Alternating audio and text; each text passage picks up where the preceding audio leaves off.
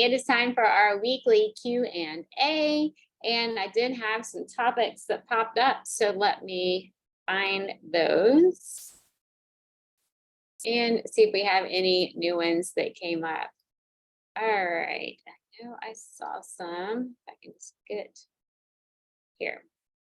Penny posted a few, and I love it. Thank you, Penny, so much. I love to have something to talk about that I know that I want it to be something that you are interested in. And so sometimes I make up my own topics and maybe that's not what you're into. So let's see. I know you had more than just this. It seems like you said something about adaptogens. Oh, kombucha. All right, kombucha, kimchi, kraut, mushroom elixirs, and adaptogens.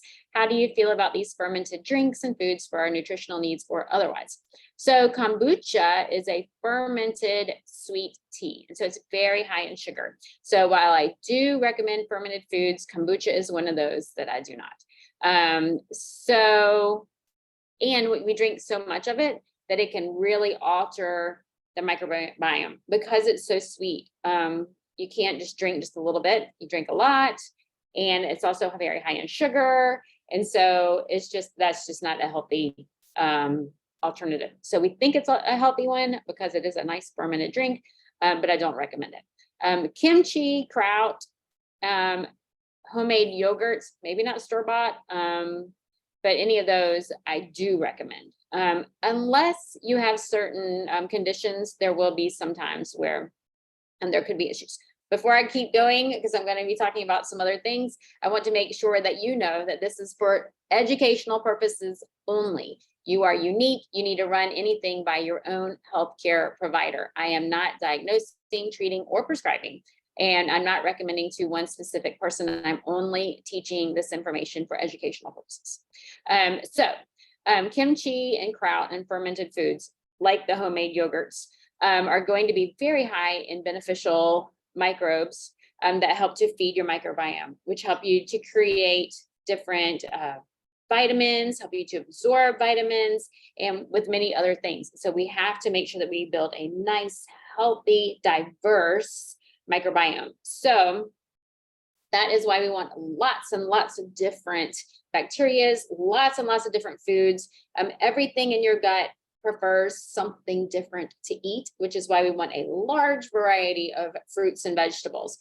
So one of my challenges, which didn't really catch on, was to see how many different fruits and vegetables you can buy in a week. So when you go to the grocery store, how many different items do you have listed for the produce section? My grocery list is pretty much all produce. There are a couple little things that I will buy, and most of those are frozen. And so your grocery list really should just be produce. When we check out twice, Shane has been asked why he buys so many ingredients, and he even had a produce manager come over and thank him for buying so much produce.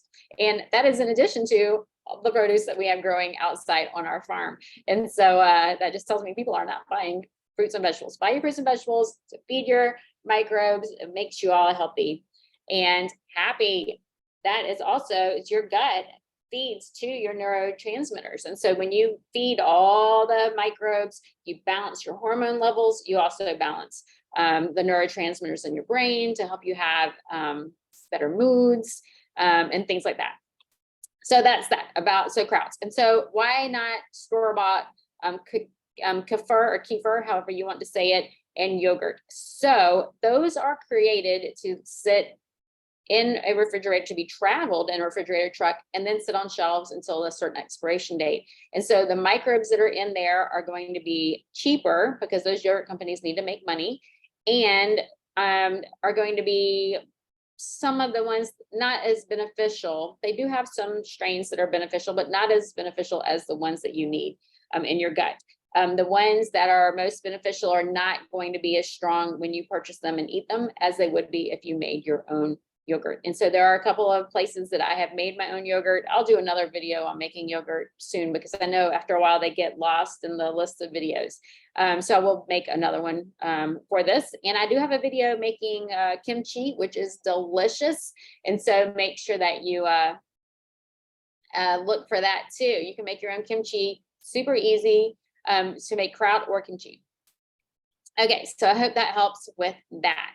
So next is adaptogens. How do you feel about them and nutrition? So adaptogens are wonderful. So what is an adaptogen? And an adaptogen helps you to adapt to your environment, to your surroundings. It helps you to respond better to stressors and things like that. So do I have an adaptogen list that's specific to one person? No. It is very important to see how they are handled in your body. So things like ashwagandha. Ashwagandha is wonderful. It's very calming to the body. So a lot of people like to take it at night, but it is very warm and drying. So if you already have a very dry condition, then that might not be the right adaptogen for you. And so you may want to look at some other ones to see which ones, or balance that drying effect with something that's moistening. So it's just very important to find different adaptogens that will fit you. And so I actually made a list so that I would remember.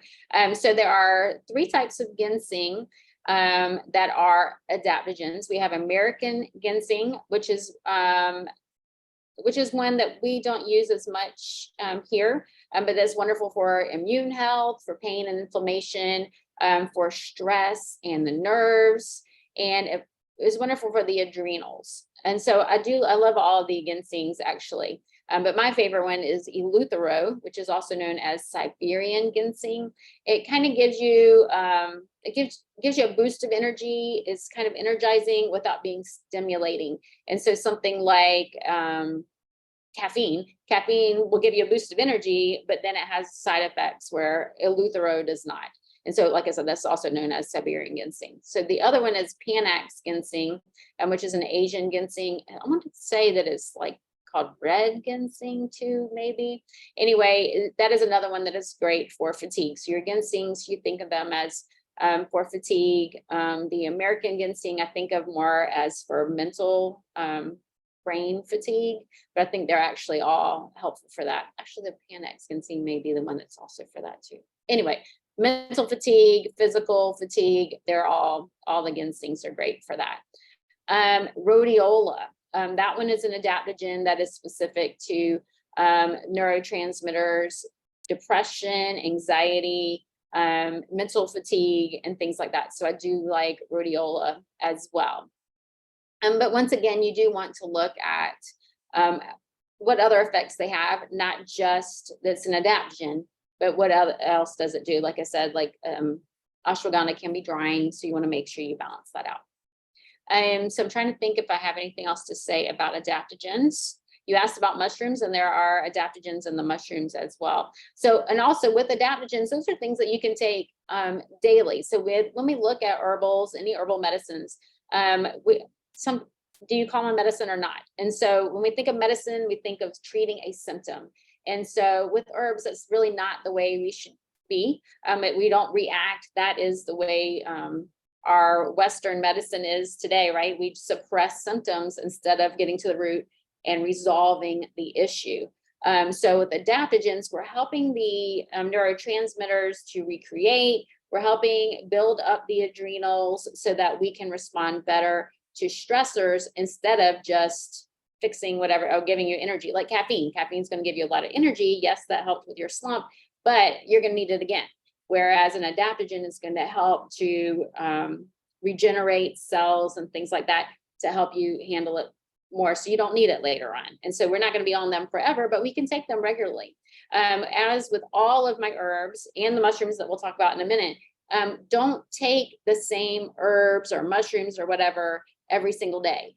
You can for a while, but you're going to need to alternate those, switch them out. Your body will become sensitive to them. And so then they're not really giving you much of an effect. It's like if I'm just not learning to walk, but I'm starting to exercise, and I decide I'm going to walk a mile every day. Well, after 6 months, it's going to be really easy to walk a mile. My body doesn't really have to exert much effort. There's not much going on. It's not a health benefit to me. And so it's the same thing with your herbs. If you take the same thing every single day, your body gets used to it. You're going to need to increase how much you're taking or switch to something else. And so I like to alternate them. I know Dr. Christopher, he says that you need to take, just like in the Bible, one day of rest. So whatever day that is for you. So for me, on Sundays, I don't take any supplements or herbs on Sundays. I do have to take medicine because I did have radiation for my thyroid. And so I do have to take that. That's the only thing that I take on Sundays. That's my day of rest. And so with Dr. Christopher, you take the 7th day of rest, the 7th month of rest. Like that, I don't really take 7th month of rest. I just switch up what else I'm doing. And so like for me, I'll have these herbs this week and another herb the next week, or something like that. Or you could just do a few days on one and a few days on another, whatever you like. So that might be more than you wanted to know. All right, so let's talk about mushrooms. So I do love mushrooms. I can't remember what your question, it was just foods. Okay, foods and nutrition. So mushrooms are excellent, wonderful cancer fighters, and they help to repair DNA damage. They help to provide tons of B vitamins. And if they are brown, not white, they've been exposed to the sun, and they actually contain vitamin D. And so they can be a good source of vitamin D, but not as much as you probably need this time of year. If you live the latitude Atlanta south, then from October to March, you do need to supplement with vitamin D. I'm not licensed to recommend supplementation. This is for educational reasons. Do your due diligence. But if you are not outside every day, you probably need it year round. If you are outside every day, then you probably need it this time of year. You need to start supplementing with some vitamin D. So mushrooms that are dark do contain some vitamin D. They're one of the rare foods that do that. They also provide lots of B vitamins. They also help with the lining in your brain and your intestines to help with neurotransmitters and things like that. And so I will talk about a few of those. Reishi is one of our favorites. That is wonderful for immune health. It's also an adaptogen that's calming and great for stress and anti-aging. Just very high in antioxidants. The same thing with chaga. Chaga is very popular. It looks really gross. I don't think it grows here. We always look and I'll find something and I'll go, oh, is that the chaga? And Shane says, no, it doesn't grow here. But it's very high in antioxidants. I know several of you do drink chaga tea, and it is great for immune function and even intestinal issues. And so we don't think about things like that. Turkey tail, that one is excellent for the immune system. It increases natural killer cells. And so if you're exposed to something, those can go out and help defend your body from getting whatever's going on.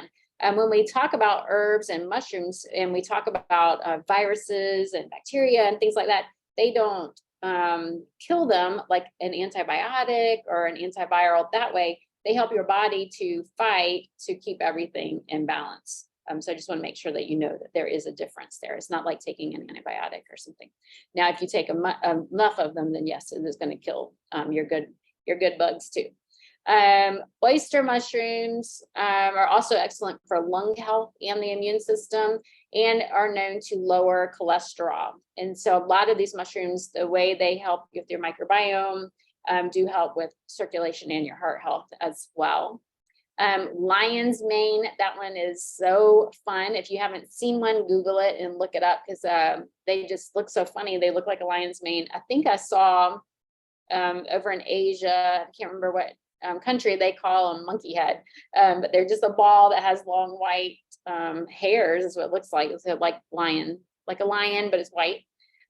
So lion's mane is wonderful for brain and nerve function, which I talked about neurotransmitters. They protect the brain and your gut lining. They also help with energy.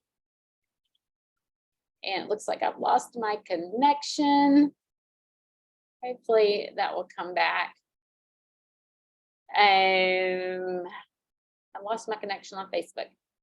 Then there's cordyceps, which helps with stress and fatigue and energy production, and even with producing ATP. And so that is an important cycle in the body, creating ATP and energy, and cordyceps helps with that. Now, cordyceps you don't eat as a food, you would just buy it as a supplement in something else, usually like a tincture or something like that. And shiitakes you can buy just right off your regular grocery store shelf. Also a cancer fighter, helps with your liver health. and your heart, helps with lowering cholesterol and inflammation. So I love those. So you wrote GT's has a new mushroom elixir that I love. Okay. I'll have to look that up and see what that looks like. Actually, maybe I can Google it right now.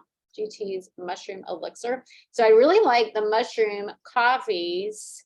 GT mushroom elixir.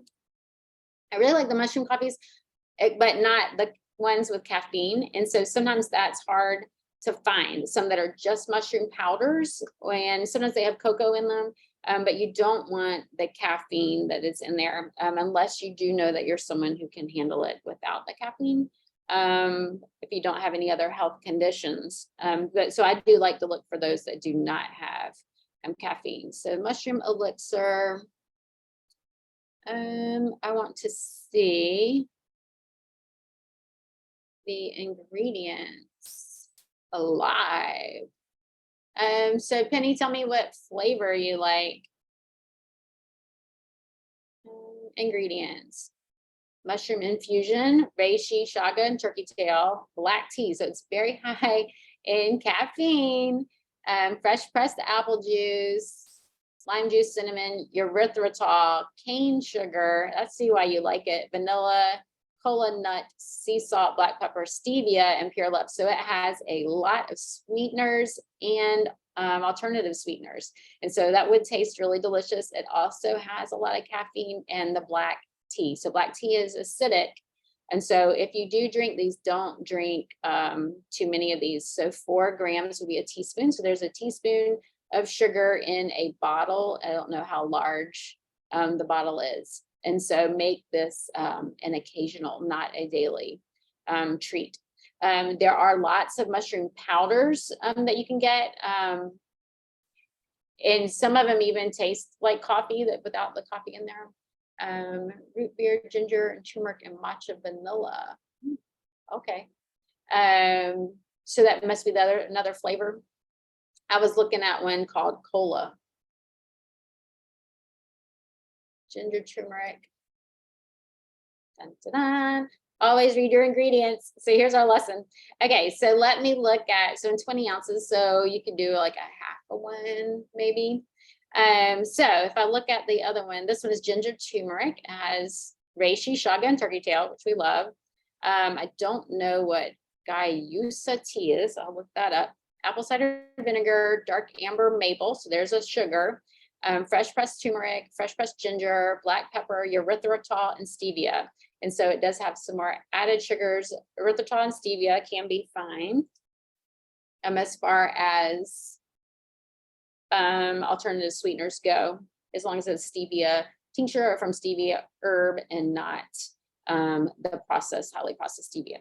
We just don't know what time. So this tea, one of the 4 known caffeinated holly trees. So I'm not as familiar with that tea. So it's not a green tea. Anyway, read the ingredients. Make sure they don't have too much added sugar. So this one did have some added sugar in it as well. So I can see why you like them. They're very sweet.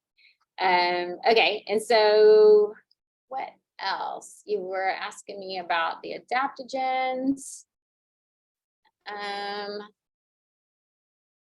And then, you were asking me about the CSA. So our farm does have a CSA, which is community supported agriculture, which just means that people pay for a membership to our farm. And then from the first week of May through the last week of October, our last delivery was Saturday, we deliver once a week produce. And so you can buy a half share or you can buy a full share. I had to confirm with Shane. He handles all of that, not me. So a half share is 26 weeks. A half share is $400 and a full share is $700. That's the early bird price. And after the new year, it will go up to $416 and $728. So I don't remember how much that comes out to be a week. But you can register right online at our website, holisticfarms.com. You'll see a link right there on the front page. So holisticfarms.com, you can click on the link and you can fill out the form and mail in a check, or you can actually pay online through PayPal. But this is only for people who live in Jasper County, Georgia. We don't deliver outside. If you do live close by but not there, then you could always contact us to see.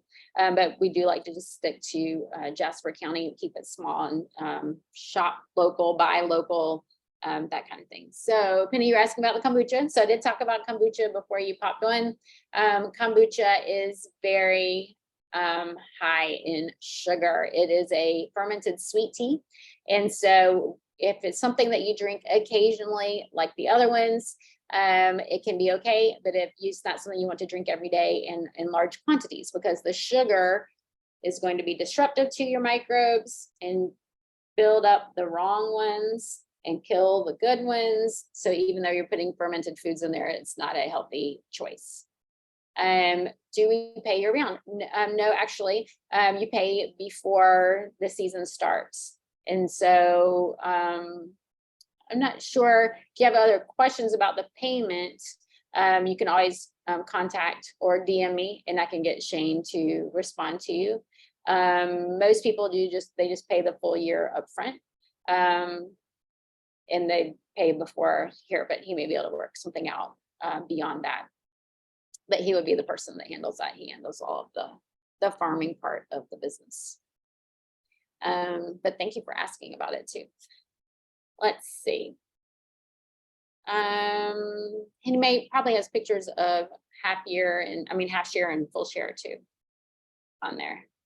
All right, so let me see if I have any more questions. Hopefully I covered what you wanted to know about adaptogens and mushrooms and herbs. I love talking about all this, so I'm so glad you asked. I don't see any more questions. All right, good to go. Thank you. I'm so glad that you joined me today. I hope all of you have a wonderful week. If you think of some questions about adaptogens, please post and I'll respond. And if you have a topic you would like for me to talk about next week, I would love to hear it. So have a really good week. I will see you next week.